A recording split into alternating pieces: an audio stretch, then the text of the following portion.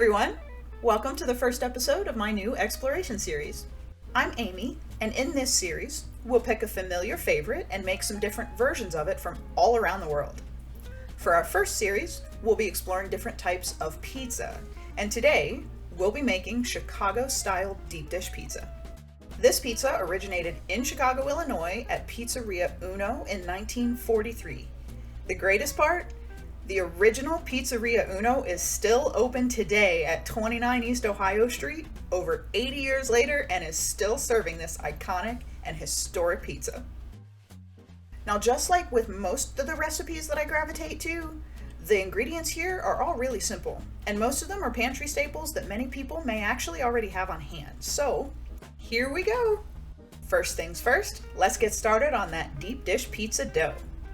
To my stand mixer, I added 3½ cups of all-purpose flour, 1/2 cup of cornmeal, 2¼ teaspoons or 1 packet of instant yeast, and 2 teaspoons of sugar. I gave these a quick stir just to get them incorporated, and then added 1¼ cup of room temperature water and 3 tablespoons of unsalted butter that I melted. Just be careful with the butter though. We want it melted, but we don't want it to be hot. Mix this starting on a low speed to avoid the flour just blowing up everywhere, and then speed it up to about a medium speed until the dough comes together in a rough ball.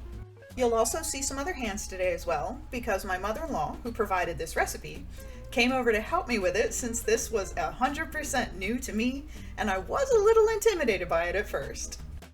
Next, we'll add 1½ teaspoons of salt and mix this up again. Knead this with the mixer for about 4 to 5 minutes or until the dough looks like this. It will be nice and soft and a little glossy, but also a little tacky. Add 1 teaspoon of olive oil to a big bowl, spread it all around, and then roll the dough ball around in it so that the dough gets nice and coated with the oil. Then cover it, set it in a warm spot in the kitchen to rise. We want it to double in size, and this should take about 45 minutes to an hour. So while that dough is doing its thing, let's work on that amazing sauce. First, there's just a little bit of prep. We want 2 to 3 cloves of minced garlic. You could probably use pre-minced garlic from a jar, and it would be about 3 teaspoons, but the flavor will be so much better using fresh garlic cloves. Next, we need to get our onion ready, and this sauce is interesting because the onion gets grated like a cheese. Take 1 yellow onion and shred it or grate it up until you have a 1/4 cup of that grated onion. For us, it took a little less than about half of the onion, and that is all the chopping. Now we're going to add 2 tablespoons of butter to a saucepan. And when it's melted, add a 1/4 teaspoon of oregano and a 1/2 teaspoon of salt, and I'm using kosher salt here.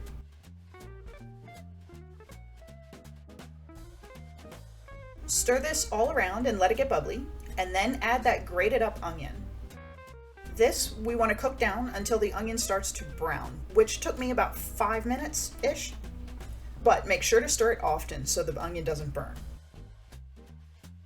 Next, we're going to add the minced garlic. And this only cooks just until the garlic becomes fragrant, which is like 30 seconds. Any more than that and the garlic could burn, and if it does that, it'll get really bitter. After about 30 seconds, pour in a 28-ounce can of crushed tomatoes and give this a good stir. Bring all this back up to a simmer, and we want to simmer this until it reduces to a thick and hearty sauce. We're going to stir it occasionally to make sure it doesn't stick. At this point, our dough has doubled and it's ready for its next step. We're going to turn this out onto a clean counter, and you don't need to flour the counter at all. The dough has that nice oily coating we put on it earlier. It shouldn't stick to anything. Roll and shape the dough ball into a 12 by 15 inch rectangle. We used a rolling pin and a bench scraper to shape it up. Next, take 4 tablespoons of softened unsalted butter and spread it onto this dough like icing. This is going to give us our beautifully buttery deep dish crust. Next, I rolled this tightly, starting on one of the shorter 12-inch sides, trying my best to avoid making air pockets.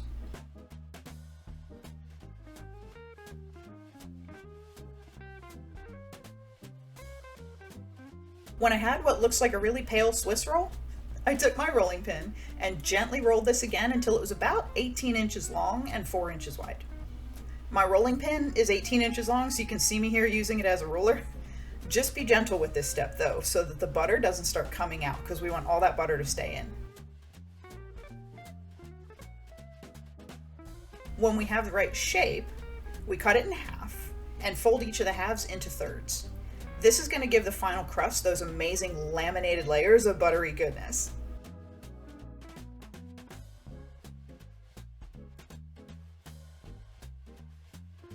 Pinch the edges to keep the butter in and shape these gently into balls. Then we're going to go back to our bowl. We're going to roll them around again in that oily bowl, cover them, and throw these in the fridge for the last rise. This will be about another 45 minutes to an hour. And now that that's done, let's work on our cheese. We need 1 pound or 4 cups of shredded mozzarella cheese and a 1/4 cup of shredded Parmesan.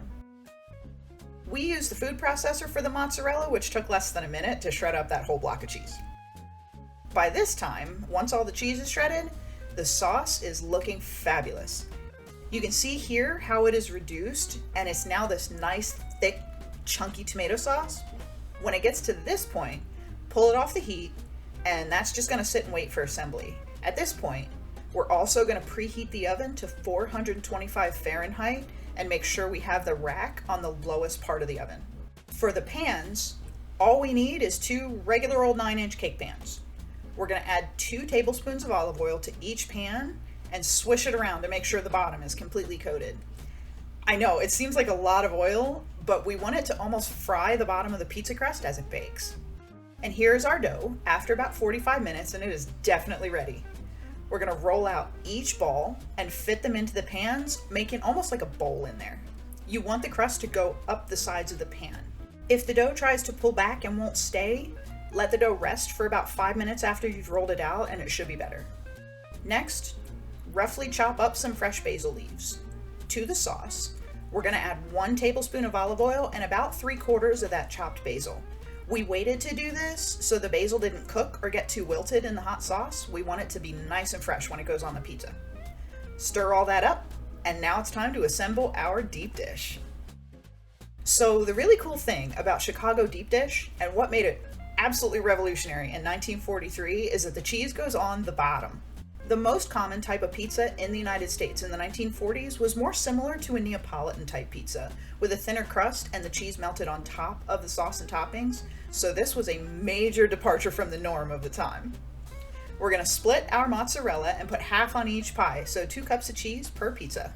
Then we layer our sauce over the top of the cheese and add any toppings of your choice.